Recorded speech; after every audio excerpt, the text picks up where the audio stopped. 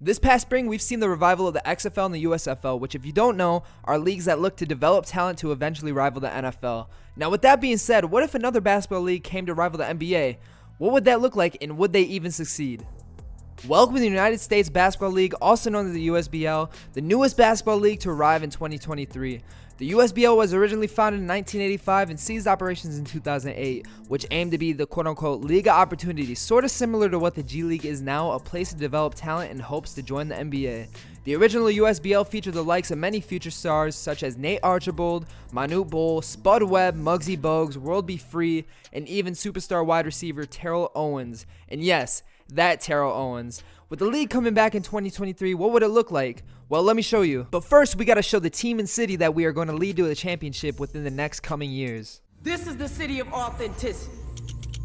In Detroit, we go against the grain. Michigan cold, Motown soul with ice in our veins. This is where the Raw plays ball on concrete floors, crossover and slap backboards. See, we take the shine and the grit. We roll our sleeves, fight our way up off the ropes, and we won't let our dreams cave in. We just understand that pain is part of the process. But one thing for certain, success will only find you working, and we're just willing to put the work in for the win. We're cut from a different cloth. Tight-knit in which this stitch is woven, so don't take offense, but it's only for the chosen. So if you've been sleeping on the 313, well, we've been wide awake. And in case you underestimate the purpose and the power of a piston, we press and eject energy out our competition. We hustle different. D-Up. Welcome to Detroit, featuring the Detroit Blazers. You know, we got a great roster right here. First off, we got Clinton Leonard, shooting guard and small forward. Let's take a look at him real quick. He's a 3-level scorer, 77 driving dunk, 82 close shot, 81 mid-range, 81 3-point. Not much he experts in, but he can definitely do stuff on both ends of the floor. We got Warren Cherry here, an inside scoring rebound maestro. So this man is only standing at 6'9", but his rebounding stats are at an A. And a team wouldn't be complete without a European 3-point shooter. So we got my guy here. I'm not even going to attempt to pronounce the name, but he is sitting tight with an 86 3-pointer as a power forward center. So, I mean, that would be essential in space in the floor. And at small forward, we have Trayvon Calloway. He can kind of do it all on the floor, you know. He's an inside-out point forward. He gives good 3-point shooting, especially, and great playmaking skills. And rounding out our starting lineup, we have Gregory Haskins. Haskins can do a lot inside the paint, but he's kind of a weak spot at the 3. But he's also great on defense, so I guess that kind of makes up for it. We could definitely get better in that aspect. Off the bench, we have 6'7", 3-level scorer Julius Bell, who is a 31-year-old, 11-year vet of the game who provides much-needed guidance to this fairly young and unproven team. We can also look to Julius to get buckets off the bench with a B+ mid-range and a B 3-point. He could definitely do it all on all aspects of the floor. At the backup 4, we have Alex Meyer, who is a solid stretch big, but definitely lacks in just about everything else, so we could look to move him soon. At the backup 2, we have 3-point specialist Rocco Chambers. Think of him as a Klay Thompson if he was a role player instead of a starter. At the backup center position, we have Romeo Pargo, who provides a defensive presence off the bench. And to round out the roster, we have role players who won't see the floor as much unless injury occurs. Alan Newman, he's definitely just the stereotypical white guy in the corner shooting a 3. With his A+3, I'm curious to see what the attributes are for that. 91, and he can dunk the ball too. 85 at 6'5". I mean, look to him for offensive spark plug. And we have Antoine Banks, who can give you a solid 3-point, nothing crazy, but also B+ rebounding. Can definitely get some boards.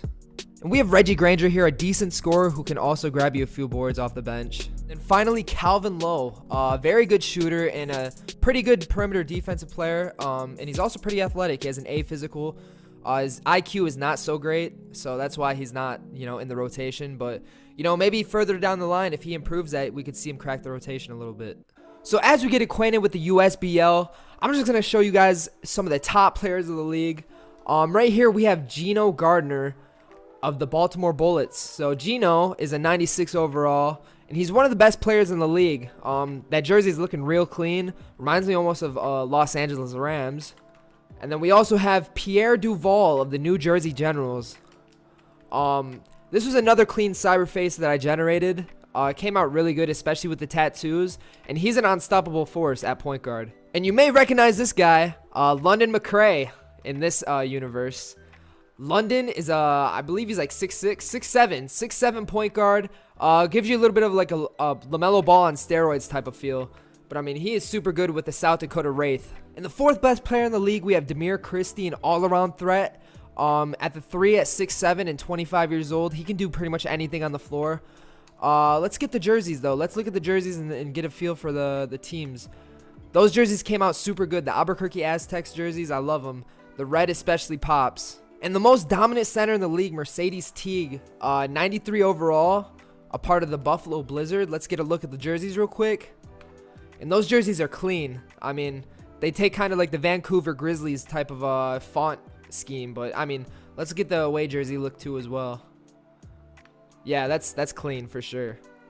And we have another dominant paint beast with James Harris sitting at 7'1" and 275 pounds. Good luck getting a rebound over him, and good luck getting a shot off over him. Let's get a look at his uniform real quick of the Kansas City Knights. I mean, those are clean uniforms as well. Similar to the Baltimore Bullets, but not quite. But, I mean, those look so clean.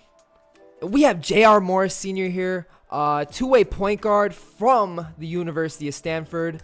And he is on the Memphis Blues. Let's get a look at their uniforms real quick. This is another cyberface that came out super clean.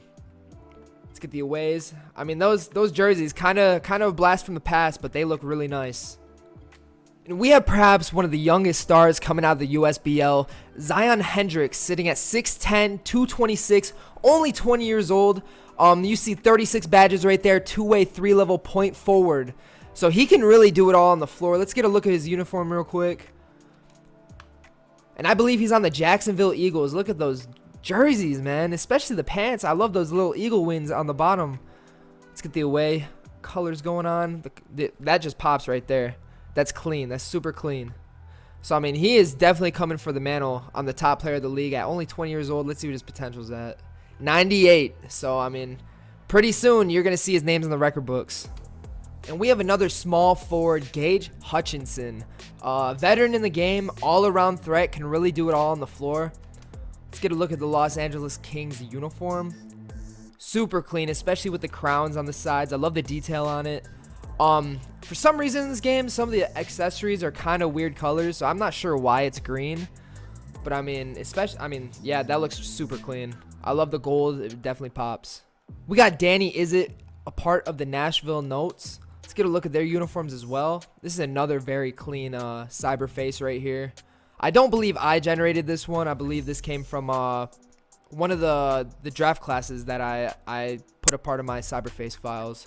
But yeah, those are super clean as well. I love the little like shield on the shorts.